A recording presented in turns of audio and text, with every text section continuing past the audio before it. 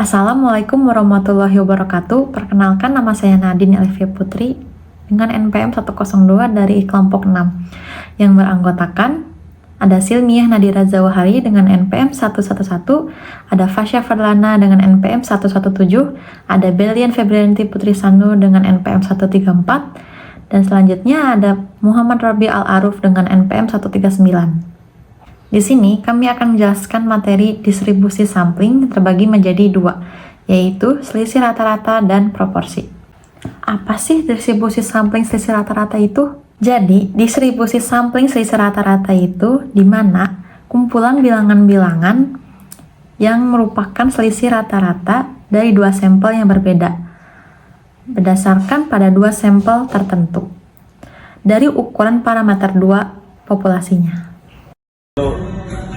Assalamualaikum warahmatullahi wabarakatuh. Perkenalkan, nama saya Fasya Fadlana. Saya akan menjelaskan tentang rumus pada distribusi sampling selisih rata-rata dengan sampling besar N dan N2. Maka distribusi sampling tersebut mendekati distribusi normal. Untuk mengubahnya menjadi bentuk normal, maka digunakan rumus parameter rata-rata, standar deviasi, nilai baku, dan indikator. Perkenalkan, saya Berlian Febrianti Putri Sanur, NPM 10090322134. Selanjutnya, saya akan menjelaskan mengenai contoh soal dan solusinya. Berikut adalah contoh soal. Pada suatu wilayah, didapat rata-rata pendapatan manajer dan karyawan per hari masing-masing sebesar Rp70.000 dan Rp30.000, dengan simpangan baku sebesar Rp20.000 dan Rp4.000.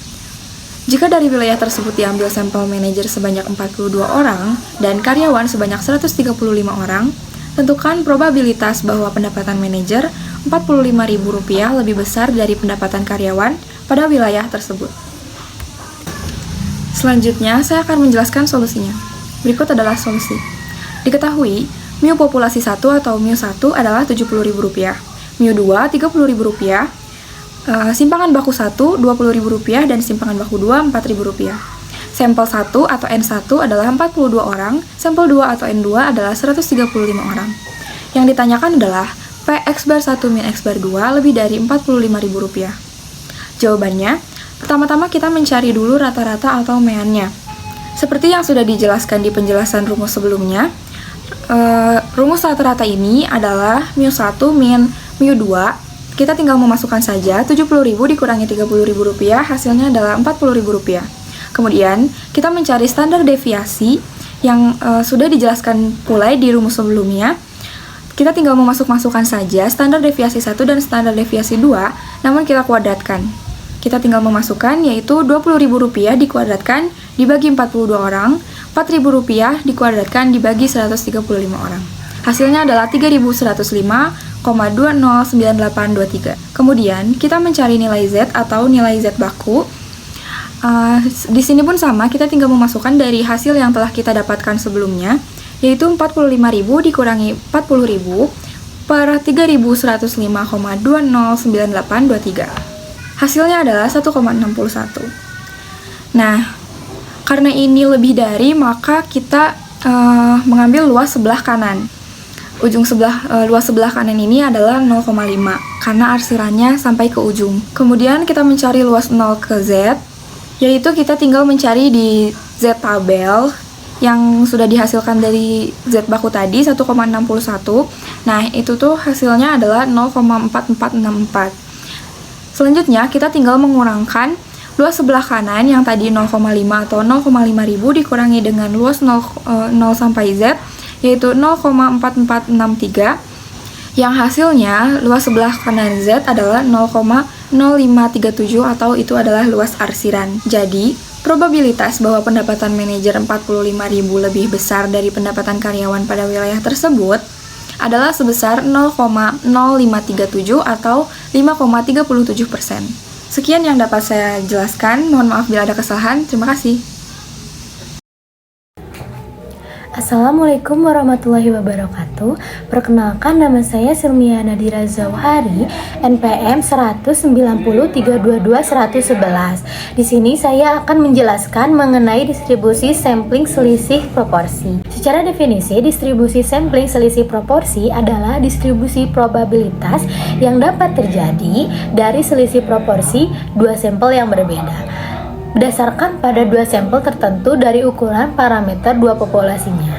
Distribusi sampling selisih proporsi hampir sama dengan selisih rata-rata. Namun, yang dapat dibedakan yaitu yang dihitung dari selisih proporsi, yaitu dari dua sampel yang berasal dari dua populasi yang berbeda. Distribusi selisih proporsi ini dapat diselesaikan dengan pendekatan distribusi normal. Untuk parameter dan indikatornya bisa dilihat sebagai berikut. Bismillahirrahmanirrahim. Assalamualaikum warahmatullahi wabarakatuh. Perkenalkan, nama saya Muhammad Robial Arof dari kelas C dengan NPM 190322139. Di sini saya akan menjelaskan salah satu contoh soal dari distribusi sampling selisih proporsi. Jadi di soalnya seperti ini. Suatu perusahaan mobil melakukan perubahan strategi penjualan. Setelah dilakukan pengamatan pada dua produk, mobil A dan mobil B menunjukkan peningkatan penjualan sebesar 40% dan pada mobil A dan 32% pada mobil B. Apabila penjualan mobil A bulan ini sebanyak 370 unit dan mobil B sebanyak 230 unit, berapa probabilitas beda persentase peningkatan penjualan mobil A dengan mobil B tidak lebih dari 5%? Nah, dari soal tadi dapat diketahui bahwa P1-nya itu 40%, yang kalau didesimalkan jadi 0,4. Lalu P2-nya itu 32%, yang didesimalkan jadi 0,32. N1-nya itu 370, N2-nya 230. Nah, yang ditanyakan itu P di mana X1 per N1 dikurangi X2 per N2 kurang dari 5% dan lebih dari min 5%. Dapat disimpulkan jawabannya dengan cara seperti ini. Mu X1 per N1 dikurangi X2 per N2 sama dengan P1 dikurangi P2.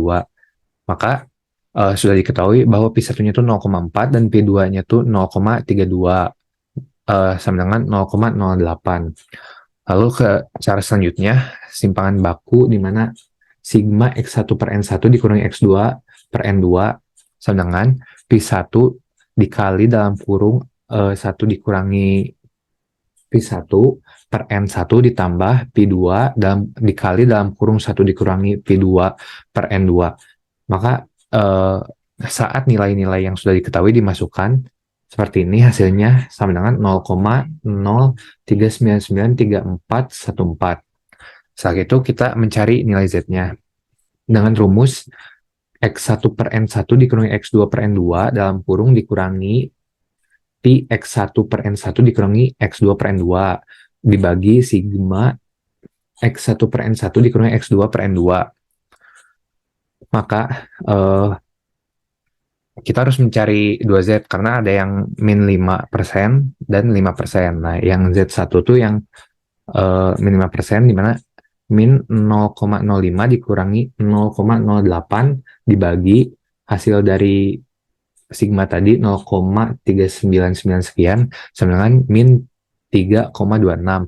Lalu Z2-nya 0,05 dikurangi 0,08 dibagi nilai ini juga hasilnya min 0,75.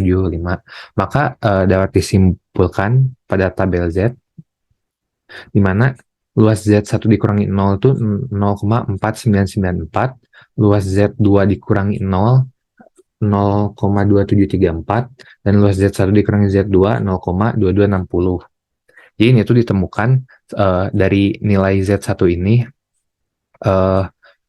Setelah itu dicari di Z tabel, setelah itu dikurangi 0. Maksudnya 0 di sini tuh 0,5.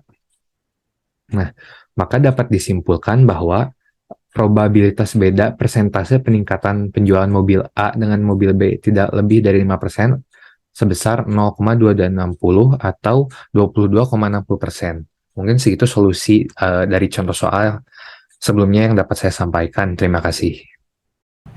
Sekian penjelasan dari kelompok kami. Terima kasih. Mohon maaf bila ada kesalahan. Wassalamualaikum warahmatullahi wabarakatuh.